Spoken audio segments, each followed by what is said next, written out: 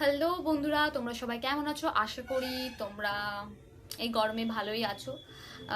যদিও এই গরমে আমি খুব একটা ভালো নেই। আর প্রায় কয়েকদিন ধরে প্রচুর গরম পড়ছে। আর এই গরমে পাখা অফ করে ভিডিও বানানো মানে এটা একটা অসম্ভব এই বিষয় হয়ে দাঁড়াচ্ছে। কিন্তু তাও আজকে সকালবেলায় ঘুম থেকে উঠে ওয়েদারটা অনেকটাই দেখলাম ভালো। আর তারপরে সারাদিনটা বেশ ভালোই যাচ্ছে। তো তার জন্য ঠিক করেছি যে আজকে ভিডিওটা বানানো যাক। যদিও ওয়েট করে ভালোই হয়েছে, কারণ আজকের এই ভিডিওতে আমি দুটো বই নিয়ে কথা বলতে চলেছি। একটা বই প্রায় অনেকদিন আগেই পড়া হয়ে গেছে, তারপরে মাঝখানে একটা ইংরাজি বই পড়ছিলাম যেটার বুক রিভিউ আমি এইমাত্র করে উঠলাম। সেটার বুক রিভিউ তোমরা আমার ইংলিশ চ্যানেলে দেখতে পারবে। আর তারপরে ইংলিশ বইটা পড়ার পরে আমি আর একটা বাংলা বই পড়েছি। তো সেই দুটি বাংলা বই নিয়ে আজকে চলে এসেছি, আর আজকের এই ভিডিওটা ওই দুটো বই নিয়েই। তো প্রথমে আমি প্রথম বইটা দেখিয়ে নিই। প্রথম যে বইটা, যেটা হয়তো তোমরা এখানে ওখানে অনেক জায়গায় হয়তো দেখে থাকবে বা শুনে থাকবে অনেকের কাছ থেকে, সেটা হলো এটি, প্রথম প্রতিশ্রুতি, আশাপূর্ণা দেবীর লেখা। তো আশাপূর্ণা দেবীর লেখা এটা আমার তৃতীয় বই যেটা আমি পড়েছি, আর আমার এটা অসম্ভব ভালো লেগেছে। আর এই গল্পটা একটা ট্রিওলজি। সো এটা হলো প্রথম পার্ট। এরপরে আরও দুটো পার্ট রয়েছে, একটা সুবর্ণলতা আর একটা বকুল কথা। আমার ঠিক মনে নেই কোনটা কার পরে। তো যাই হোক, যতদূর সম্ভব মনে হচ্ছে প্রথম প্রতিশ্রুতি, তারপরে সুবর্ণলতা, তারপরে বকুল কথা। তো এই বইটা নেওয়া হয়েছে আমাদের লোকালিটিরই একটা বুক স্টোর থেকে, বুক লাইব্রেরি থেকে। আর এই বইটার প্রাইসটা তোমাদের সাথে একটু শেয়ার করি। এটার বিলটা আই থিঙ্ক এর ভিতরেই আছে, আমি এর ভিতরেই রেখে দিয়েছিলাম, এই যে। তো এটার হলো প্রাইস নিয়েছিল, লাইক এটার দাম ছিল 650 টাকা, আর ডিসকাউন্ট দিয়ে 520 টাকা বইটা পড়েছে। আর এতে মোট তোমরা 509টা পেজ পেয়ে যাবে। আর এটা প্রকাশিত হয়েছে মিত্র ঘোষ থেকে। বইটার কোয়ালিটি নিয়ে কোনো কথা হবে না, দারুণ দারুণ কোয়ালিটি। আর এটা তো একটা ফ্রন্ট কভার, আর এই জ্যাকেটটা খুললে তোমরা আর একটা ফ্রন্ট কভার পেয়ে যাবে। এই বইটা মূলত সত্যবতীর কথা লেখা রয়েছে। তো প্রথমে বলে রাখি, এই যে গল্পটা, মানে এই গল্পটার নাম, এই বইটার নাম দেওয়া হয়েছে প্রথম প্রতিশ্রুতি। এর পিছনেও কিন্তু একটা সুন্দর গল্প রয়েছে বলতে পারো, একটা সুন্দর কারণ রয়েছে, যেটা আমি এই বইটার প্রসঙ্গে, মানে একটা ছোট্ট ভূমিকা ঠিক না, কিন্তু মানে এই গল্পটার প্রসঙ্গে কিছু লেখা হয়েছে এই গল্পটা শুরু হওয়ার আগে। তো ওই তিন চারটে পেজ নিয়ে। আর এখানে কারণটা দেওয়া আছে কেন প্রথম প্রতিশ্রুতির নাম দেওয়া হয়, তো সেটা তোমরা পড়ে খুব ভালো লাগবে। আচ্ছা, এবার মূল বিষয়ে আসি। সত্যবতী চরিত্রটা নিয়ে একটু কথা বলি। সত্যবতীর বয়স 8 বছর, আর তার বিয়ে হয়ে যায় প্রায় বছরখানেক আগে। মানে যখন গল্পটা শুরু হচ্ছে এমনভাবেই শুরু হয়। সত্যবতীর যে বর্ণনাটা দেওয়া হয়েছে এই গল্পটায়, সেটাই আমি বলছি। তো সত্যবতীর বয়স 8 বছর, আর প্রায় 1 বছর আগে তার বিয়ে হয়ে যায়।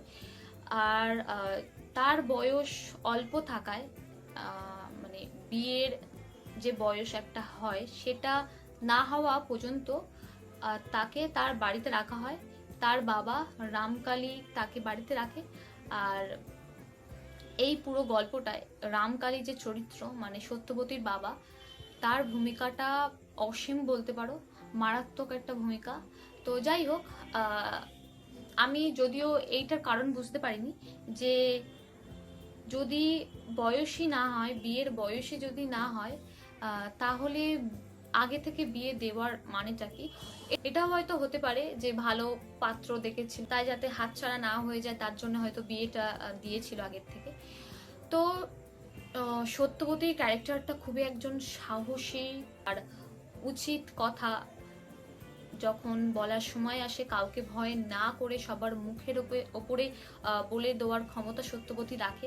সে যেই হোক না কেন, সেটা তার বাবা মা বা তার জ্যাঠা জেঠি ঠাম্মা বা বড় ঠাম্মা যাই হোক না কেন। তো কেউ যদি কোনো অন্যায় কাজ করে বা তাকে যদি অন্যায়ের সাথে আপোষ করতে বলা হয় তখন সে রুখে দাঁড়ায়। আর যেটার জন্য সমাজে তার নাম হয় মুখোরা। তো যেটা আমরা এখনকার দিনেও দেখতে পাই, এখনকার দিনেও মানে এটা খুবই স্বাভাবিক জিনিস আমাদের সমাজে, যে যে মেয়ে বা যেই হোক না কেন, ছেলে হোক বা মেয়ে হোক, যদি অন্যায়ের সাথে আপোষ না করে মানে মুখের উপরে জবাব দিয়ে দেয় তাহলে সেটা বা তারা মুখোরা হিসেবেই পরিচিত পায় সমাজে। তো এই চরিত্রটায় তোমরা সেই জিনিসটা দেখতে পারবে। আর সত্যবতী তার বাবার শিক্ষায় মানুষ, ছোট থেকে দেখে আসছে বাবা কখনো অন্যায়ের সাথে আপোষ করে না, সবসময় মাথা উঁচু করে চলে। আর সমাজে তার বাবার যে পরিচয়টা সেটা এটাই যে সে একজন কবিরাজ। মানে তাদের অঞ্চলে তার বাবা খুবই ধনী একজন মানুষ। আর শুধুই যে তার অর্থের জন্য সবাই তাকে মান দেয় বা সমীহ করে চলে সেটা নয়। তার বাবা যখন কোনো অন্যায় দেখে সেটার বিরুদ্ধে রুখে দাঁড়ায়।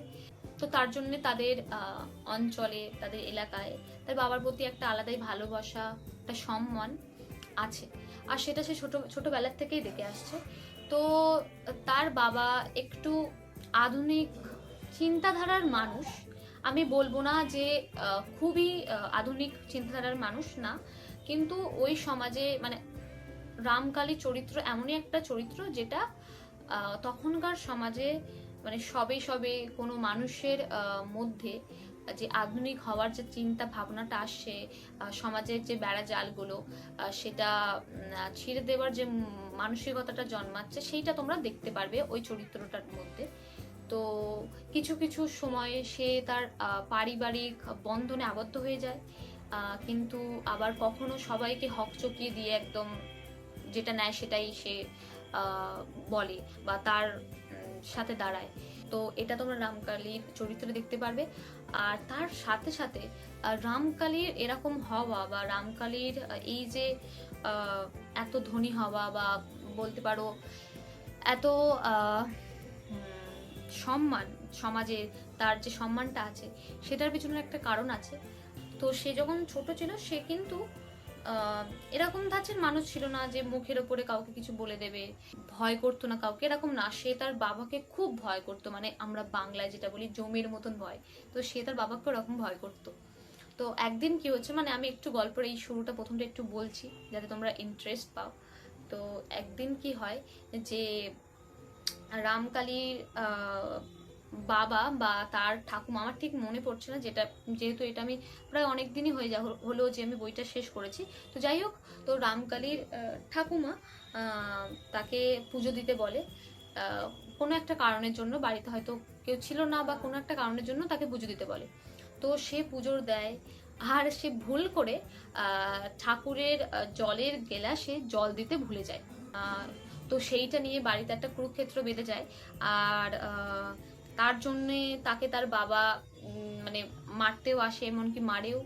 তো তার মনে একটা জেদ বাঁধে যে আমাকে কেন সমাজের বেঁধে দেওয়া গণ্ডির ভিতরে থাকতে হবে, তারা যেটা বলবে বা যেটা করা উচিত, ঠাকুরকে পুজো করা উচিত, ঠাকুরকে খেতে দেওয়া উচিত, ঠাকুরকে জল দিতে ভোলা উচিত না।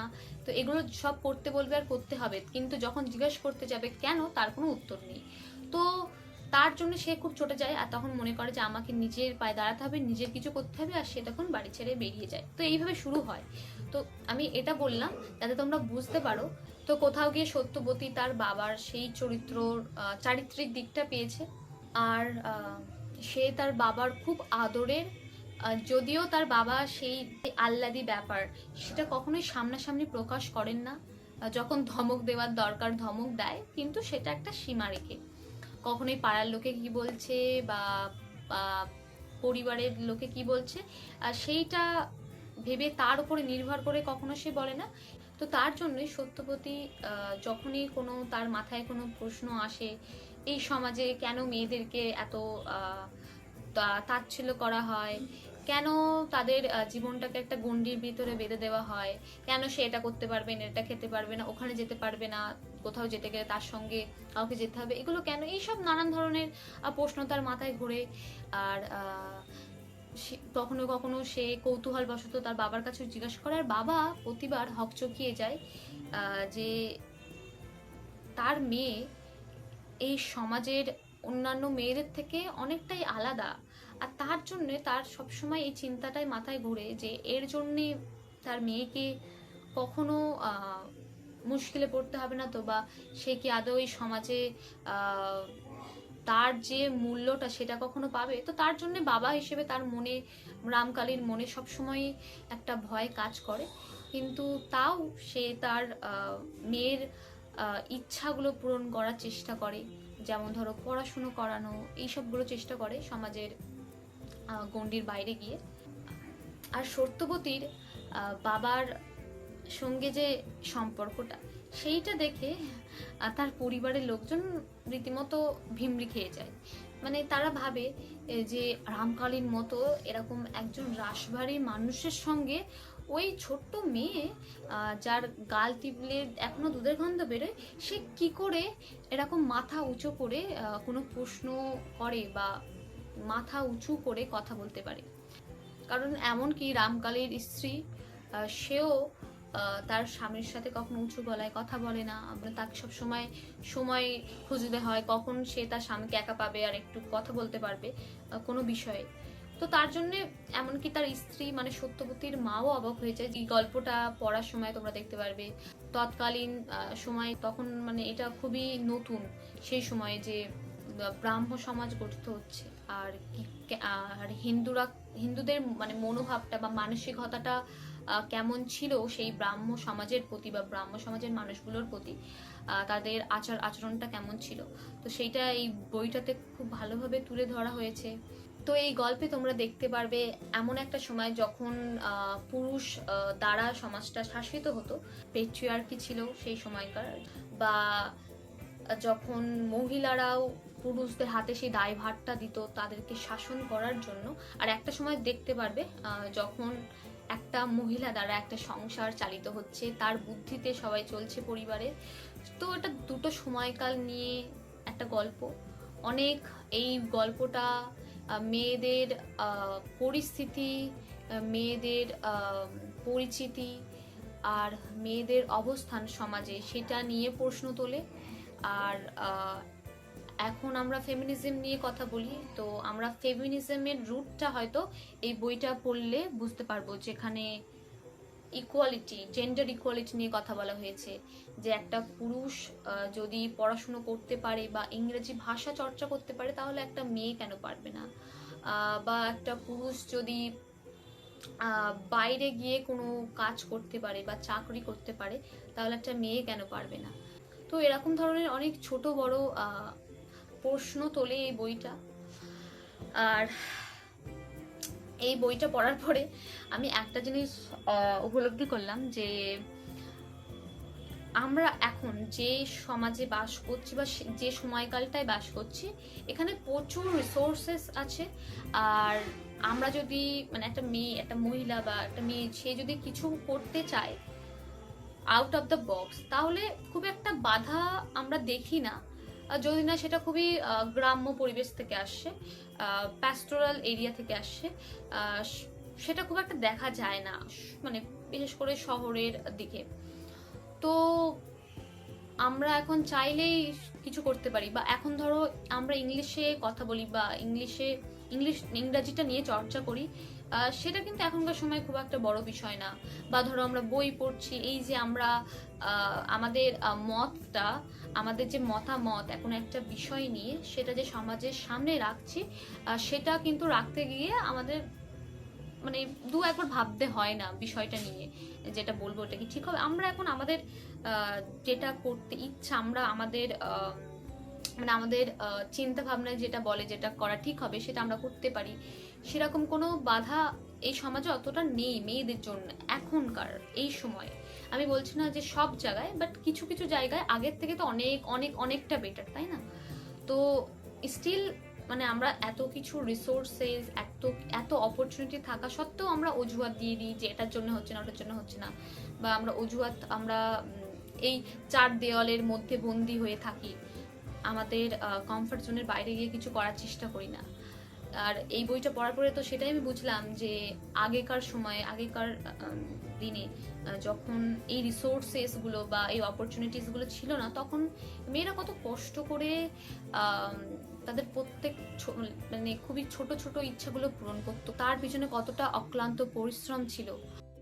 একটা জিনিস শিখতে পেরেছি, সেটা হলো যখন কাউকে বারণ করা হয় বা কোনো জনগোষ্ঠীকে বা যাই হোক কাউকে যদি কিছু বারণ করা হয় যে এটা করো না, ওটা করা উচিত নয়, এটা করলে এই হয় সেই হয়, এরকম যদি বলা হয়, তখন সেই জিনিসটা করার জন্য তারা আরো আগ্রহী হয়ে পড়ে। আর তখন তাদেরকে ওই জিনিসটাই করতে হবে যেটা বারণ করা হয়েছে। যেমনটা আমরা ধরো বাচ্চাদেরকে দেখি, যে কোনো বাচ্চাদেরকে, কোনো হয়তো দুরন্ত বাচ্চা, সে হয়তো কোনো ধরো গ্যাস ওভেন রান্না হচ্ছে আগুনে, বা ধরো ব্লেড কাঁচি কিছু থাকলে আমরা ধরো বারণ করি যে ওখানে যেও না, ওটা হাত দিও না, ওটা হাত দিয়ে তোমার হাত কেটে যাবে বা পুড়ে যাবে। তখন কিন্তু সেই বাচ্চাটা তার দিকেই প্রলোভিত হয় আর সেটাই সে করতে চায়। তো এই বইটা পড়ে, এই গল্পটা পড়ে সেটাও দেখেছি যে যখন সমাজে মানে কোনো কিছু বাধা ছিল যে মহিলাদের জন্য এই জিনিসগুলো নিষিদ্ধ, এগুলো করতে পারবে না, এগুলো করা ঠিক না, সমাজের চোখে খুবই তাহলে খারাপ দেখায়, তখন তারা সেই জিনিসগুলো করতে চাইতো। আর এখন যখন অনেক রিসোর্সেস আছে, অনেক কিছু আছে, তখন আমরা মনে করি এটা তো আমরা ডিজার্ভই করি, কিন্তু আমরা একবারও ভেবে দেখি না যে এখনকার দিনে যেটা একদম খুবই স্বাভাবিক, সেই জিনিসটা পাওয়ার জন্য কত কত মহিলারা, কত কত মানুষ স্ট্রাগল করেছে সেই জিনিসটা পাওয়ার জন্য। তো মানে এই বইটা তোমাদেরকে সমাজের অনেক বাধা নিষেধের প্রতি প্রশ্ন করতে শেখাবে। এই বইটা যখন পড়বে মনে হবে যেন অনেক মানে পুরো স্বাধীনতার মানে একদম পরে পরে সেই সময়কার কোনো একটা চলচ্চিত্র দেখছো। তো এই বইটা পড়ে আমার মানে ভীষণ ভীষণ ভালো লেগেছে। আর আশাপূর্ণা দেবীর লেখার প্রতি আমি রীতিমতো প্রেমে পড়ে গেছি। হ্যাঁ, এর আগে দুটো বই পড়েছিলাম, একটা হলো প্রেম ও প্রয়োজন, আর একটা হলো অগ্নি পরীক্ষা। অগ্নি পরীক্ষাটা রিসেন্টলি পড়েছি, ওটা ওই দুটো বই খুব ভালো লেগেছিল। কিন্তু তারপরে এই বইটা, এটা দারুণ লেগেছে, আমার খুব ভালো লেগেছে। আর এরপরে যে দুটো পার্ট আছে সেই দুটো পার্টও পড়ার ইচ্ছা রয়েছে। দেখা যাক, হয়তো এক্ষুনি পড়বো না, কিছুদিন সময় দেব, এই বইটা, এই গল্পটা নিয়ে ভাববো, চরিত্রগুলো নিয়ে ভাববো, তারপরে পড়বো। তো এই বইটাতে তোমরা সত্যবতীর একদম বালিকা জীবনটা জানতে পারবে, তারপরে সে যখন তার পরবর্তী জীবনটায় কি ঘটে সেটাও জানতে পারবে। আমি সেটা আমি কিচ্ছুই বলছি না, তাহলে পড়ার যে আগ্রহটা, টুইস্ট যেটা আছে, যে প্লটগুলো আছে, সেগুলো তোমরা ফিল করতে পারবে না আগের থেকে যদি জেনে যাও। তো তার জন্য আমি বলছি না, আমি জাস্ট মানে এই বইটাতে বা এই গল্পটাতে তোমরা যে বিষয়গুলো পেতে পারো বা দেখতে পারবে সেটাই আমি জাস্ট তুলে ধরলাম আজকের ভিডিওতে। আচ্ছা, তারপরে যে বইটা পড়েছি সেটা হলো এটা, পলাশতলীর পড়শি বুদ্ধদেব গুহ। প্রথমে বলি যে পলাশতলীর এই নামটা আমি উচ্চারণ করতে গিয়ে আমি যে কতবার তুতলেছি তার ঠিক নেই, এমনিতেই আমি একটু তুতলা আছি। তো এই বইটা দুটো চরিত্র নিয়ে, মূলত টুই আর টিটি। তো তারা মানে বলতে পারো পাতানো বোন আর দিদি। তো পলাশতলী বলে এরকম একটা জায়গা আছে, তো ওটা একটু পার্বত্য অঞ্চলের জায়গা। আর যেখানে টুই আর টিটি তারা যখনই তাদের কাজের থেকে অবসর সময় একটু পায়, তারা সেখানে ঘুরতে যায়, তাদের সময়টা, অবসর সময়টা ওখানে কাটাতে যায়। তো ওখানে টিটিদের বাড়ি আছে, তো টিটির সঙ্গে টুইও তার সঙ্গ দেয়। আর সেখানে গিয়ে তারা 3-4 দিন থেকে আসে, শহরের এই কোলাহলটার থেকে একটু বিরতি নেওয়ার জন্যে তারা ওখানে যায়, রিফ্রেশমেন্ট ফিল করার জন্য যায়। আর সেই ওখানে পলাশতলীতে গিয়ে টিটি আর টুয়ের সঙ্গে একজনের পরিচিত হয়, যদিও টিটির সঙ্গে সেই মানুষটার পরিচিতি অনেক দিন আগেকার। আর টুয়ের সাথে পরিচয় হয় তার দিদির সূত্রে। আর সেই পরিচয়টার পিছনে একটা ফানি ইনসিডেন্ট আছে, তো সেটা তোমরা পড়ো। আর এই গল্পটায় তোমরা দেখতে পারবে একটা নারীর আর একটা নারীর প্রতি যে হিংসাটা, যদিও সেটা হয়তো সে চায় না হিংসা করতে, কিন্তু কোথাও গিয়ে সেই হিংসাটা, মানে সেই হিংসার যে মনোভাবটা সেটা হয়ে যায়, বা তারা হিংসাটা করে ফেলে, কিন্তু তারপরেই তাদের লজ্জা হয় নিজের প্রতি যে এটা কি করলাম, এটা আমার করা উচিত হয়নি। আর তারপরে গিয়ে আর একটা জিনিসও দেখতে পারবে যে দিন শেষে ঘরের পাখি ঘরেই ফিরে আসে। এটা কেন বললাম সেটা গল্পটা পড়ে বুঝো, যেহেতু এটা একদম একদম ছোট্ট একটা গল্প, মাত্র 110টা পেজ, আর এটা পাবলিশ হয়েছে দেশ থেকে। 110টা পেজ। তো আমি যদি গল্পটা নিয়ে এখন বর্ণনা করতে বসি, মানে একটু একটু যদি তোমাদেরকে বর্ণনা দিই তাহলে পুরো গল্পটাই বলে দেওয়া হবে। তো খুবই ছোট্ট একটা গল্প, আমার একদিন লেগেছিল, 2 থেকে 2.5 ঘন্টা মতন লেগেছিল আমার বইটা পড়তে। তো তোমরা মানে ওয়ান সিটিং এ বইটা পড়ে ফেলতে পারবে। বইটা যখন তোমরা পড়বে একটা ফুরফুরে মেজাজে তোমরা থাকবে, খুব ভালো লাগবে বইটা পড়তে, এটা মিষ্টি একটা গল্প। তো তো এই দুটো বই নিয়ে আমি তোমাদের সঙ্গে আজকে কথা বলতে এসেছিলাম। তো তোমরা জানিও এর মধ্যে যদি, মানে এই দুটি বইয়ের মধ্যে যদি কোনোটা পড়ে থাকো বা দুটোই যদি পড়ে থাকো, তোমাদের অভিজ্ঞতাটা কেমন ছিল। আর আমার যে ধারণাটা প্রথম প্রতিশ্রুতি নিয়ে সেটা ঠিক না, কোথাও গিয়ে হয়তো আমি কিছু জিনিস হয়তো ভুল ভেবেছি, সেটাও হতে পারে। তো সেটা তোমরা ভুলটা ঠিক করে দিও। আর তো সেটাই বলার ছিল আজকের এই ভিডিওতে। তো তোমাদের সাথে দেখা হবে অন্য কোনো নতুন ভিডিও নিয়ে। তো ততদিন তোমরা খুব ভালো থেকো। আজকের জন্য আমি আসি, টাটা।